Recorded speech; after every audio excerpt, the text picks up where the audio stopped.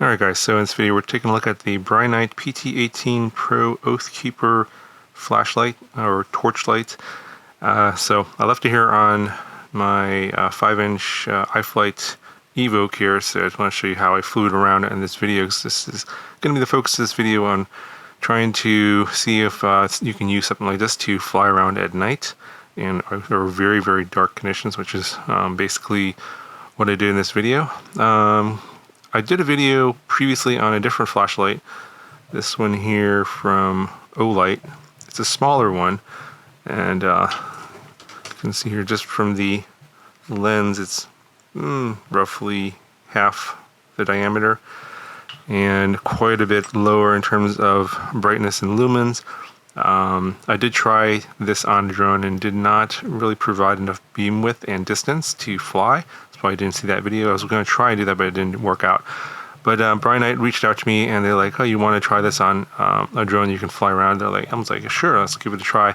And they sent me a pretty big one here, and it did work. So if you're wondering if it worked or not, it obviously has. Otherwise, I wouldn't have made this video. But let's just go quickly what you get in the box here. There's nothing in the box. Emptied it out. Get a little carrying case, of course, and then this tactical ring. I think this is a free gift. And of course, all the instructions. I'm not going to really cover this flashlight in terms of like features, and like there's tons of videos on this already, and if you look at reviews on Amazon, you know, obviously it works. Let me go and take this off. I mean, just quickly to show you how I mounted this here. So it's 260 grams, so I didn't fly with a GoPro, but I am getting pretty good FPV footage from the polar camera here. And I just used the GoPro mount to tie up the front end, and then another battery strap here in the back with some foam, and it worked out pretty good. I have, it's pretty much matching my FPV camera angle. Obviously not great for crashes. Yeah, here's what it looks like. You got a button here in the back. The only mode I was really interested in was the turbo mode. You can obviously go into different modes like strobe, and there's different levels of illumination. So there's a quick demo of the strobe. You can see it's pretty annoying. And then this is the main button here to turn on the basically the turbo mode, which is basically the only mode that I was really interested in.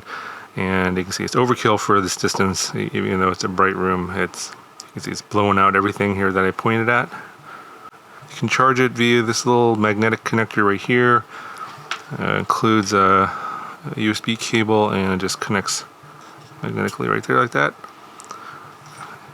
Inside here is an 18650 lithium ion cell, and it's from their own brand, Brinyte. It's 3100 milliamp hours.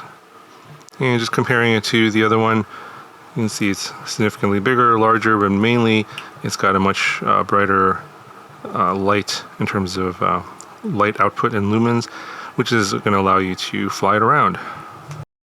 Okay, so let's just get right into the flying part of this. I do want to show you a little bit of footage of the area here. I'm actually trying to film myself, and for some reason it didn't look as bad in the screen when I was looking at myself, but actually looking back at this video, it's really, really dark here, and it's about right for the area.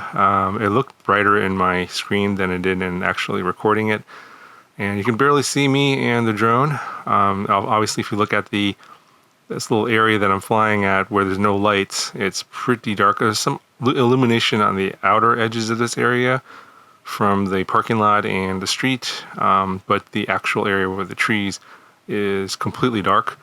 So, I'm going to fly here. I'm going to show you a little sample here of flying it without the light on, without the flashlight turned on, and you can actually see really well with this polar camera. Without the help of this sort of night capable FPV camera, you really can't fly with any other camera in this kind of area, but you can almost barely fly with the polar camera here. It's, even though it is still very dark, there's a lot of detail you're gonna miss because it's just so dark. Now, when I flew with the flashlight on, anything that the light was pointed at was clearly visible, trees, whatever. It's a very, even though this is pretty bright, it's still a very narrow beam width compared to the viewing angle of the camera itself. It's relatively wide for a flashlight, but for obviously compared to an FPV camera, you're going to see a lot of dark areas on the outside of the viewing area because this FPV camera has a very wide field of view horizontally. So you're seeing a lot of darkness that the flashlight can't cover because the beam width is just not that wide. But it's just fine for just flying it around. You'll be able to see directly ahead of you, trees, whatnot. You see, I have no problem flying around here, whereas before you could barely see anything, even with the night camera. Without the flashlight, it's just very hard to see in this little spot.